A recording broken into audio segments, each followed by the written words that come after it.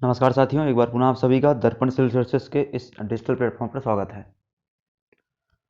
जैसा कि आपको पता है, अभी हम जो पढ़ रहे हैं वो है आपका गरीबी वाला पोर्शन। गरीबी वाले पोर्शन में गरीबी क्या होती है, गरीबी के प्रकार क्या होते हैं, गरीबी के कारण क्या होते हैं, गरीबी का मापन कैसे किया जाता है, इन सभी बिंदुओं को हम डिस्कस कर चुके हैं। उसका संबंधित जो वीडियोज़ हैं, 2 वीडियोज अपलोड हो चुके हैं, उनको आप देख सकते हैं।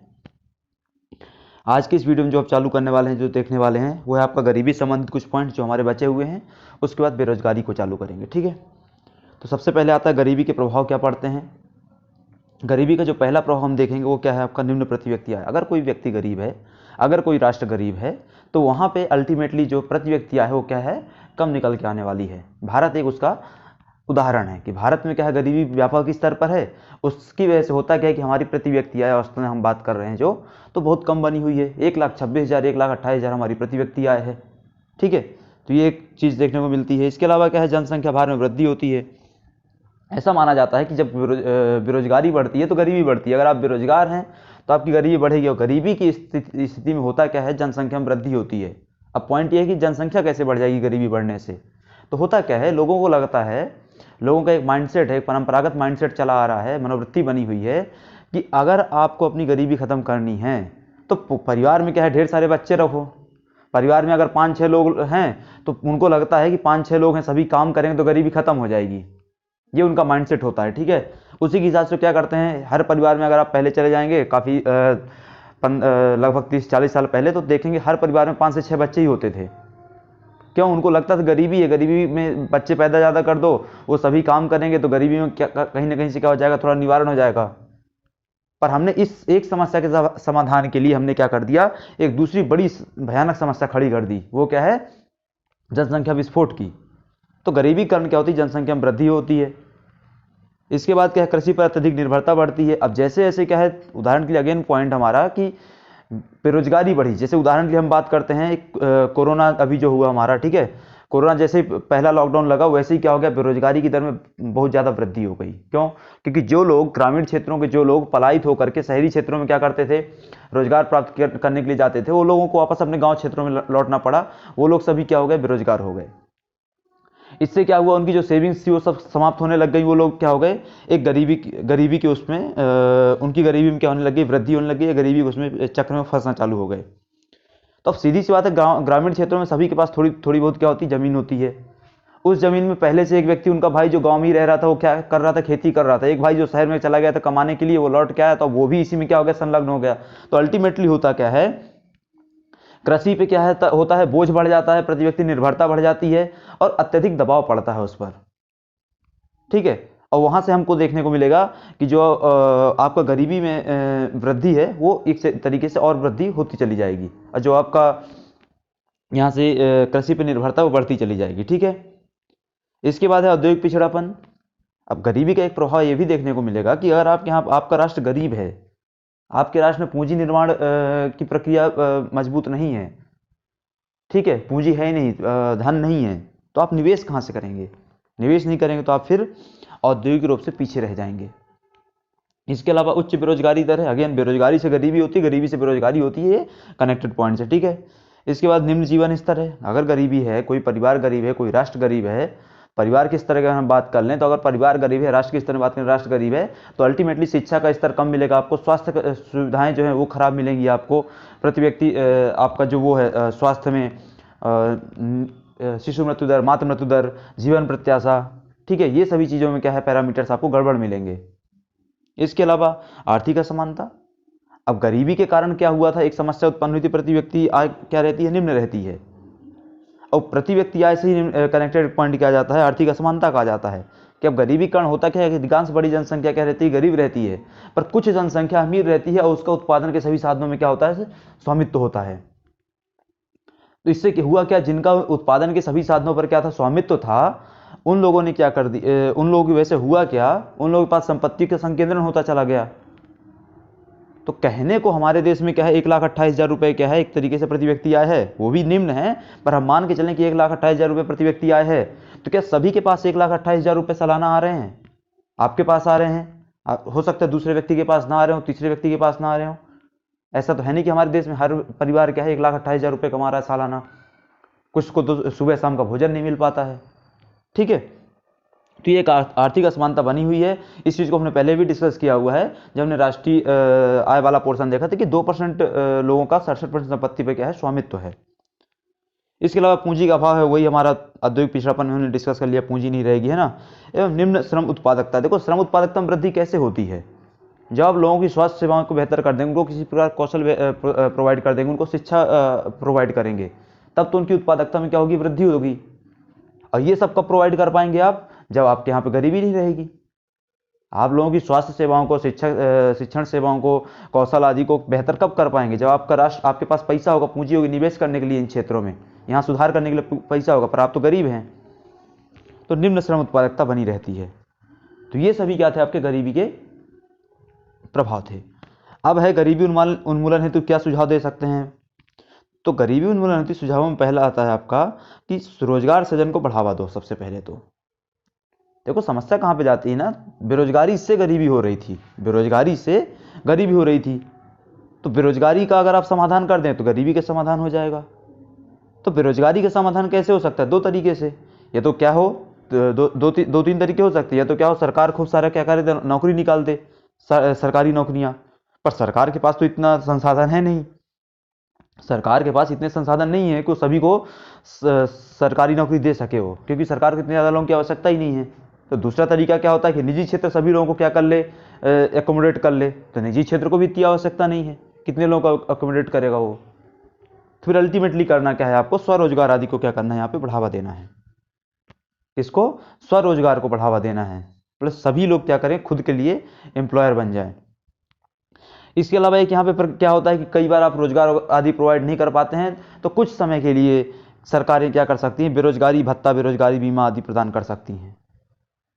इससे लाभ क्या मिलता है, तो उस स्पेसिफिक टाइम पीरियड के लिए जो उसका गरीबी का स्तर बढ़ सकता था, उसको आपने क्या कर दिया, कंट्रोल कर लिया। दूसरा है सुझाव जनसंख्या नियंत्रण। ये बहुत ज़्यादा इंपॉर्टेंट है कि आपके देश में संसाधनों की सदैव कमी बनी ही रहेगी, बेरोजगारी की दर सदैव उच्च बनी ही रहेगी, गरीबी की दर सदैव उच्च बनी ही रहेगी। क्यों, क्योंकि आप कितने भी संसाधनों को क्या कर लें, सृजन कर लें, आने वाले समय वो क्या करने होने वाले हैं, कम पड़ने वाले हैं, क्योंकि आपने पॉपुलेशन रेट को क्या है, कंट्रोल नहीं किया। पॉपुलेशन ग्रोथ रेट जो है उसको आपने नियंत्रित नहीं किया।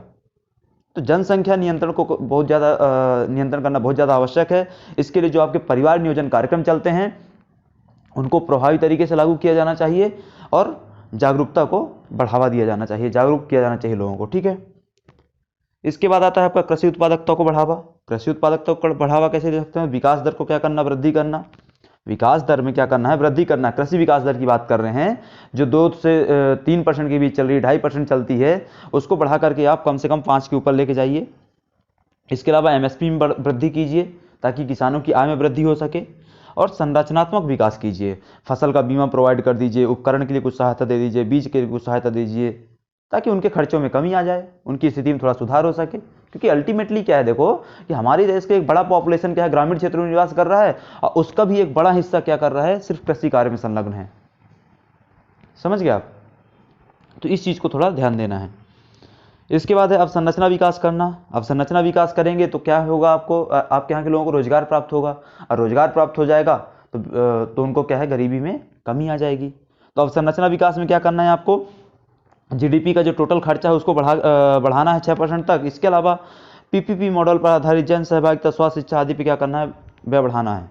जैसे आपका हबीबगंज रेलवे स्टेशन बनाया गया, किस उस पर बनाया गया, मॉडल पे, ट्रिपल पी मॉडल पे बनाया गया। अब ट्रिपल पी मॉडल पे जो ये बनाया गया आपका हबीबगंज रेलवे स्टेशन, इससे क्या हुआ कि लगभग वहाँ पे 1.5-2 साल 3 साल की निर्माण प्रक्रिया चली। इस लगभग 2.5-3 साल की निर्माण प्रक्रिया के दौरान वहाँ पे उन्हें सैकड़ों लोगों को क्या कर दिया, रोजगार प्रदान कर दिया, कुछ अकुशल रोजगार, कुछ कुशल रोजगार।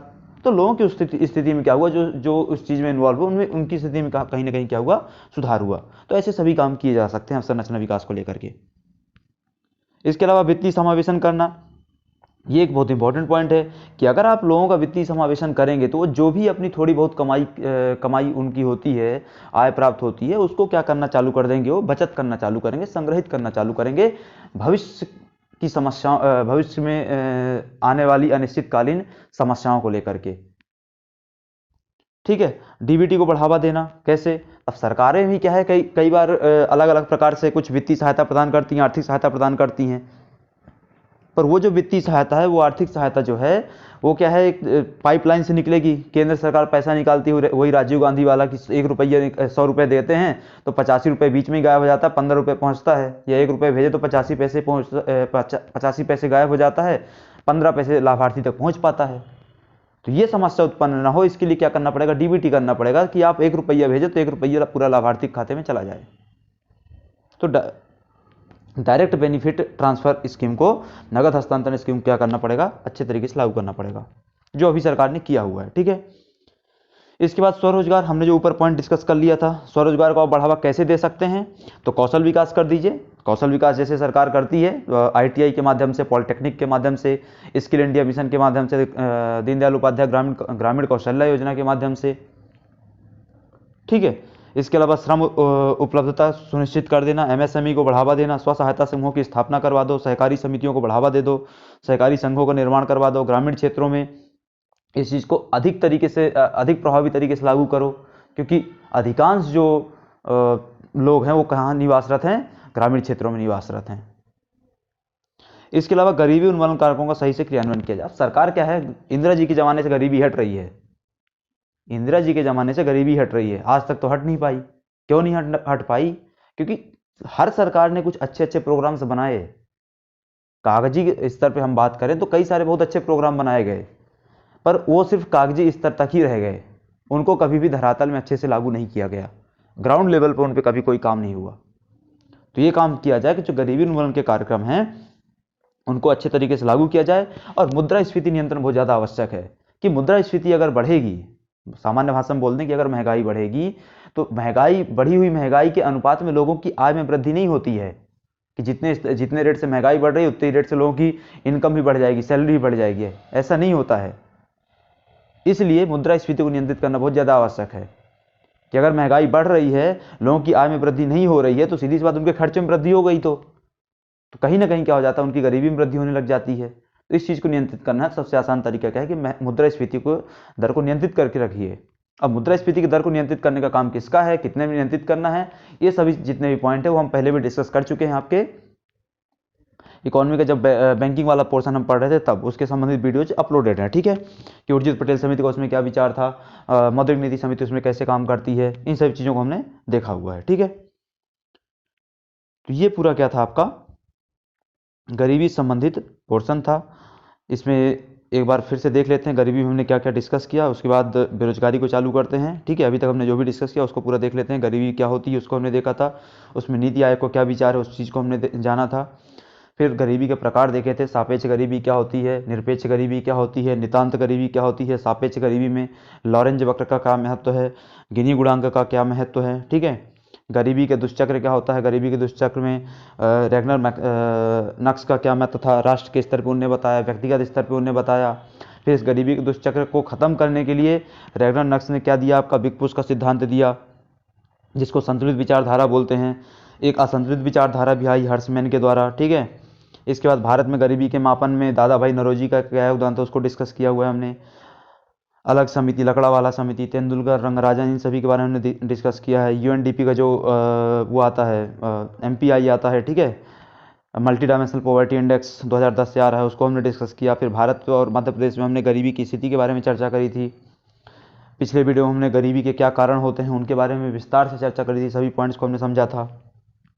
इसके बाद हमने गरीबी का प्रभाव क्या पड़ता है वो अभी आज देखा। ठीक है, और गरीबी उन्मूलन के लिए क्या सुझाव दिए जा सकते हैं उन चीज़ों को हमने डिस्कस किया। अब यहाँ से क्या होता है, आपका गरीबी वाला पोर्शन समाप्त होता है। इससे संबंधित जो भी कंटेंट है वो अपलोड कर दिया, अभी का वीडियो आज अपलोड कर दिया जाएगा, और बाकी वो पुराना कंटेंट संबंधित जो भी वीडियो अपलोड हो चुका है। ठीक है, अब आता है आपका बेरोजगारी।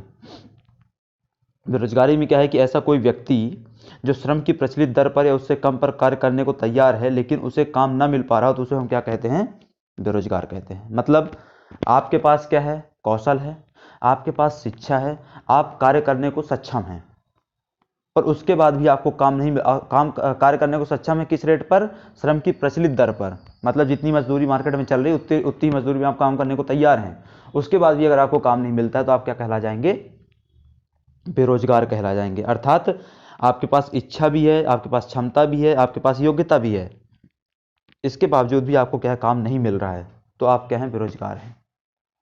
ठीक है। अब आता है कि बेरोजगारी दर क्या होती है। तो यह बेरोजगार व्यक्तियों की वह संख्या है जो श्रम बल में शामिल व्यक्तियों की संख्या से भाग देने पर प्राप्त होती है। सिंपल सा है कि बेरोजगारी रेट निकालना है आपको, अनएम्प्लॉयमेंट रेट निकालना है आपको, तो सिंपल सा क्या करना है, बेरोजगारों की संख्या को भाग दे दीजिए आप कुल श्रम शक्ति से।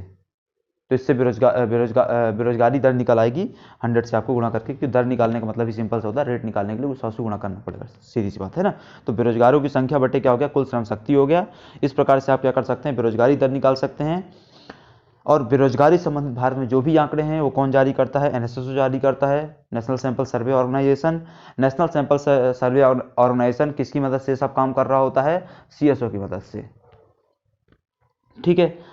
सेंट्रल स्टैटिस्टिक्स ऑर्गेनाइजेशन और एनएसएसओ मिलकर काम करते हैं इस क्षेत्र में, ठीक है। अब आता है कि बेरोजगारी के प्रकार क्या होते हैं। तो बेरोजगारी के प्रकारों में जो सबसे पहला प्रकार है वो क्या है कि औद्योगिक बेरोजगारी क्या होती है। तो औद्योगिक बेरोजगारी क्या है कि जो लोग तकनीकी एवं गैर तकनीकी रूप से कार्य करने की क्षमता रखते हैं परंतु बेरोजगार होते हैं। बोले हमारे पास क्या है, तकनीकी ज्ञान है किसी उद्योग में काम करने के लिए, हमारे पास आईटी का नॉलेज, हमको जावा आती है, पाइथन आती है, ये आता है वो आता है, सब आता है, ठीक है। उसके बाद भी हमको रोजगार नहीं मिल रहा, तो भैया फिर इस स्थिति में आप क्या कहला जाएंगे, औद्योगिक बेरोजगार कहला जाएंगे। क्या आप उद्योगों की मांग के अनुसार क्या रखते थे, कौशल रखते थे, पर आपको रोजगार नहीं मिला, ठीक है। फिर आता है आपका शिक्षित बेरोजगारी। भारत की ये सबसे बड़ी समस्या है, ये भारत की क्या है, सबसे बड़ी समस्या है बेरोजगारी के सेक्टर में, कि पढ़े लिखे लोग जो हैं शिक्षित लोग जो हैं उनके मध्य जो बेरोजगारी विद्यमान है वो क्या है, आपकी शिक्षित बेरोजगारी है। अब ये प्रश्न ये है कि शिक्षित बेरोजगारी भारत की सबसे बड़ी समस्या बन कैसे गई। तो देखो हुआ क्या, शिक्षा के क्षेत्र में एक रिवॉल्यूशन आया, शिक्षा के क्षेत्र में क्रांति आई।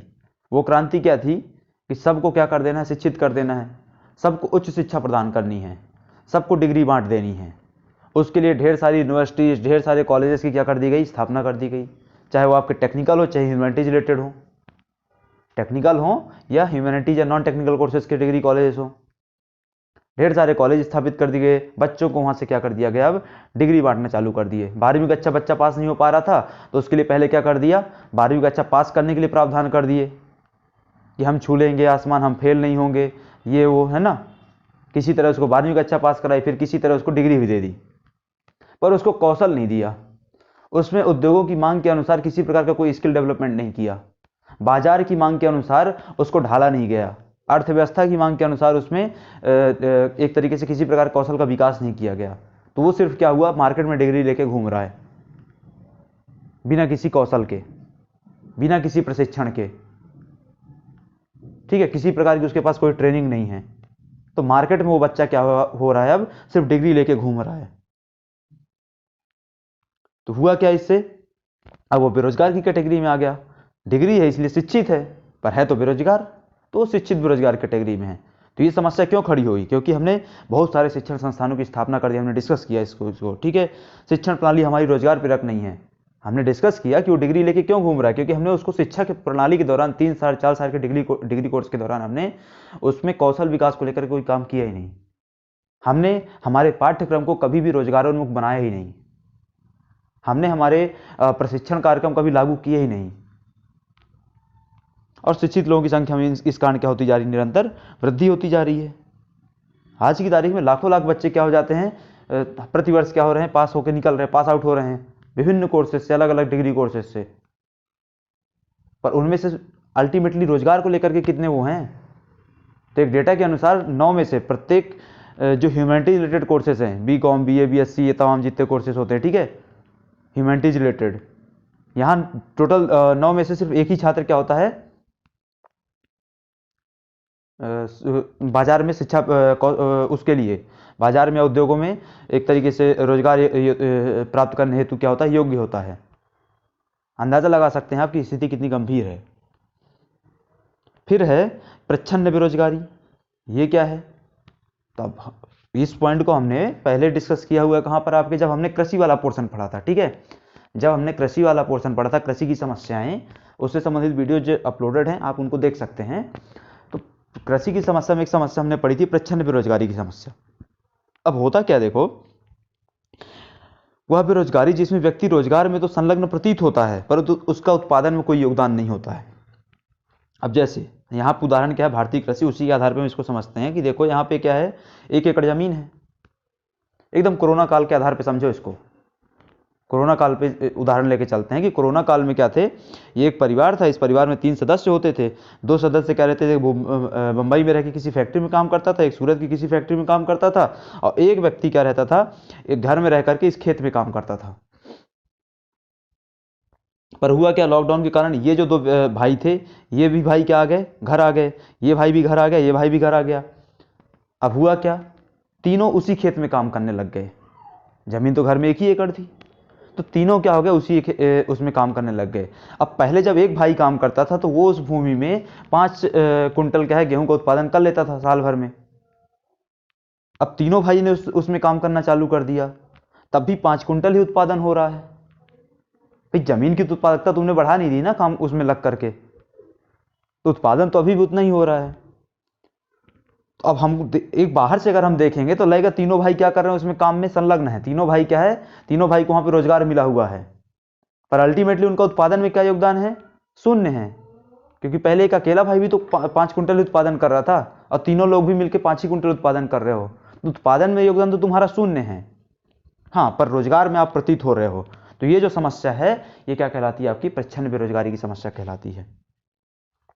फिर आता है मौसमी बेरोजगारी। नाम से ही पता चल रहा होगा कि इस सीजन में बेरोजगार हैं, अगले सीजन में रोजगार मिल गया, फिर अगले सीजन में बेरोजगार हो गए। तो विशेष मौसम में रोजगार, बाकी शेष मौसम में क्या करना, खाली बैठे रहना। ये भी आपको कृषि क्षेत्र में बड़े सामान्य स्तर पर देखने को मिल जाएगी। भाई रबी की फसल की बुआई, खरीफ की फसल की बुआई हो गई जून जुलाई में, अक्टूबर नवंबर तक में खरीफ की फसल कट गई, अक्टूबर नवंबर में ही रबी की फसल बो दी हमने। फिर क्या है आपका मार्च, तब तक हमने रबी की फसल काट ली। अब यहाँ से लेकर के मार्च से लेकर के जून तक किसान क्या करेगा, घर में बैठा रहेगा बेरोजगार। क्यों, क्योंकि अब अगली फसल जब तब बोई जाएगी खरीफ की, जब पानी बरसात होगी, मानसून आएगा। तो ये जो टाइम पीरियड रहेगा 3-4 महीने का, उस समय किसान क्या बैठा रहेगा आराम से घर में। फिर आती संरचनात्मक बेरोजगारी। ये क्या है, तो उत्पादक संस्थाओं की कम संख्या एवं पुरातन पद्धति के कारण रोजगार के अवसर सीमित रह जाते हैं। वह श्रम शक्ति का एक बड़ा वर्ग क्या हो जाता है, बेरोजगार हो जाता है। तो क्या हो गया इसमें संरचनात्मक बेरोजगारी में, कि उत्पादक संस्थाओं की कम संख्या है, मतलब बाजार की जो जितनी डिमांड है, बाजार की डिमांड कैसे तय होगी, बाजार की डिमांड कैसे तय होगी, वहां पे बेरोजगार कितने घूम रहे हैं, मार्केट में डिमांड कितनी है वस्तुओं की, उत्पाद की। और पुरातन पद्धति के कारण जो पुरानी प्रक्रियाएं चली आ रही हैं उद्योग आदि में, उन सभी के कारण क्या हो जाता है, रोजगार के अवसर सीमित हो जाते हैं। मार्केट में डिमांड तो थी, पर आपने अपनी प्रक्रियाओं आदि में कोई परिवर्तन नहीं किया, संरचना में परिवर्तन नहीं किया आपने। ठीक है, तो ये क्या हो गया, ये इसके कारण ये बेरोजगारी उत्पन्न होती है। ये क्या हो जाती है आपकी, एक दीर्घकालीन बेरोजगारी होती है। दीर्घकालीन बेरोजगारी क्यों है, क्योंकि प्रक्रियाओं में परिवर्तन करने के लिए, संरचना में परिवर्तन करने के लिए आपको पैसा चाहिए होता है, पूंजी चाहिए होती है। वो तो आप परिवर्तन इसलिए नहीं कर पा रहे हैं ना, क्योंकि आपके पास पूंजी नहीं है। तो पूंजी कब आएगी, कब परिवर्तन करेंगे आप, कब फिर रोजगार की दर में वृद्धि होगी। ठीक है, तो ये कोई निश्चित नहीं है, इसलिए क्या हो जाती है, दीर्घकालीन हो जाती है। फिर आता है आपका चक्रीय बेरोजगारी। चक्रीय बेरोजगारी क्या है, तो उत्पादक संस्थाओं में समायोजन के दौरान अथवा बाजार परिवेश में परिवर्तन के दौरान रोजगार की संख्या में होने वाली अल्पकालीन गिरावट को फलस्वरूप क्या होती है, ये बेरोजगारी उत्पन्न होती है। चक्री मतलब बाजार जो है एक चक्र के रूप में चलता रहता है, बाजार में चक्र के रूप में चलता रहता है। कैसे, मतलब कि कभी भाई मुद्रास्फीति क्या है कि स्थिति सामान्य है, कभी कम हो गई, कभी बढ़ गई, कभी मंदी आ गई। ये सब एक प्रक्रिया चलती रहती है अर्थव्यवस्था में, बाजार में, एक चक्र के रूप में, साइक्लिक प्रोसेस है ये। अब इसमें होता क्या है, इस साइक्लिक प्रोसेस में होता क्या है, कभी मंदी आ गई, मान लो मुद्रास्फीति की दर काफी बढ़ गई है, तो जैसे ही मुद्रास्फीति की दर बढ़ेगी, जैसे ही मंदी आएगी, तो बाजार में क्या हो जाएगा, किसी भी वस्तु का वो डिमांड क्या हो जाएगा, कम हो जाएगा। जैसे मान लो उदाहरण के लिए हम बात करें कि 2008 में क्या हुआ, अमेरिका में मंदी आई, वो एक वैश्विक मंदी का रूप ले लिया उसने। अब हुआ क्या कि हर प्रकार की वस्तुओं का मार्केट में क्या हो गया, डिमांड कम हो गया थोड़ा सा, क्योंकि मुद्रास्फीति बढ़ गई, महंगाई बढ़ गई। तो जैसे डिमांड कम हुआ, मांग कम हुई, वैसे ही क्या हो गया, वस्तुओं का उत्पादन क्या कर दिया गया, कंपनियों द्वारा, उद्योगों द्वारा कम कर दिया गया।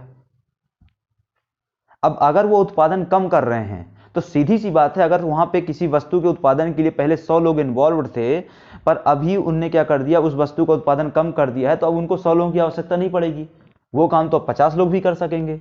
तो 50 लोगों को क्या कर देंगे, फायर कर देंगे। 50 लोगों को क्या कर देंगे, रोजगार से बाहर निकाल देंगे, उद्योग से अपने बाहर निकाल देंगे। तो वो तो क्या हो गया, 50 लोग अब बेरोजगार हो गए। पर जैसे ही क्या होगा, ये मंदी समाप्त होगी, मुद्रास्फीति की दर क्या हो जाएगी, सामान्य हो जाएगी, वैसे ही फिर से बाजार में क्या हो जाएगा, उस वस्तु की डिमांड बढ़ जाएगी, उस वस्तु की मांग बढ़ जाएगी। तो जैसे ही मांग बढ़ेगी वैसे उसका उत्पादन भी बढ़ाना पड़ेगा। अब अगर उत्पादन बढ़ाना है तो फिर से आपको अधिक लोगों की आवश्यकता पड़ेगी, तो आप वापस से क्या करेंगे, उन 50 लोगों को भर्ती कर लेंगे, उन 50 लोगों को रोजगार प्रदान कर देंगे। तो ये क्या है, एक चक्रीय प्रक्रिया हो गई कि आप कुछ समय के लिए क्या थे, किसी कारणवश से क्या हो गए, बेरोजगार हो गए। यहाँ पे उदाहरण क्या, मंदी के दौरान जो हमने डिस्कस कर लिया, कम मांग से उत्पादन में कमी, जिससे कार्यबल क्या किया जाता है, कम कर दिया जाता है। तो कम मांग कैसे होती है, उस चीज को भी हमने डिस्कस कर लिया। अब आती है ऐच्छिक बेरोजगारी। ये एक बेरोजगारी का अच्छा प्रकार है। ऐच्छिक बेरोजगारी मतलब हमारी इच्छा है भैया, हमको बेरोजगार बने रहना है। हमारी इच्छा क्यों है, हमको बेरोजगार क्यों बने रहना है, क्योंकि हमारे घर में क्या है, पैसे का अथाह है, पैसे का हमारे घर में पेड़ है। मनमोहन सिंह बोलते हैं, बोले घर में पैसे का पेड़ है, हिलाएंगे तो पैसा गिर जाएगा, वही वाला पेड़ हमारे घर में लगा हुआ है। इस कारण हमको क्या है भैया, कहीं कोई रोजगार करने की आवश्यकता नहीं है। ये क्या है, एक अच्छी बेरोजगारी है कि वर्तमान दर पर हम क्या है, कार्य करने को तैयार नहीं है, संपत्ति व अन्य स्रोतों से हमको आय प्राप्त हो रही है, घर में भटा पैसा है, काम की आवश्यकता हमको महसूस नहीं होती। फिर आता है आपका अनैच्छिक बेरोजगारी। इसमें क्या है कि कोई व्यक्ति, ये सामान्य जो बेरोजगारी की परिभाषा पढ़े उससे कोरिलेट हो जाएगी, कि कोई व्यक्ति प्रचलित दर पर काम करने को तैयार रहता है पर काम उपलब्ध नहीं होता उसको। मतलब सामान्य रेट पे क्या है, आप सामान्य मजदूरी दर पे आप काम करने को तैयार हैं, पर आपको काम नहीं मिल पा रहा है। आपके पास योग्यता भी है, आपके पास क्षमता भी है, आपके पास इच्छा भी है, फिर भी आपको रोजगार नहीं मिल रहा है। तो ये क्या है, आपकी अनैच्छिक बेरोजगारी कहलाती है। आपकी इच्छा नहीं है, उसके बाद भी आपको रोजगार नहीं मिल रहा है। मतलब आपकी इच्छा है कि आपको रोजगार चाहिए, पर आपको रोजगार नहीं मिल रहा। इसे ही क्या कहा जाता है, ओपन अनएम्प्लॉयमेंट, खुली बेरोजगारी, इसे ही कहा जाता है। तो ये क्या था, पूरा आपका बेरोजगारी के प्रकार थे। ठीक है, तो इस चीज़ को अभी हमने यहाँ पे डिस्कस किया। अब अगले लेक्चर से हम बेरोजगारी के मापन आदि वाले पॉइंट्स को देखेंगे। तो आज के लेक्चर में बस इतना ही रहेगा, जिसमें हमने बेरोजगारी के प्रकारों को व्यापक रूप से चर्चा करी। तब आज के इस वीडियो को यहीं समाप्त करते हैं, मिलते हैं आप फिर अगले वीडियो में। तब तक के लिए आप सभी का धन्यवाद।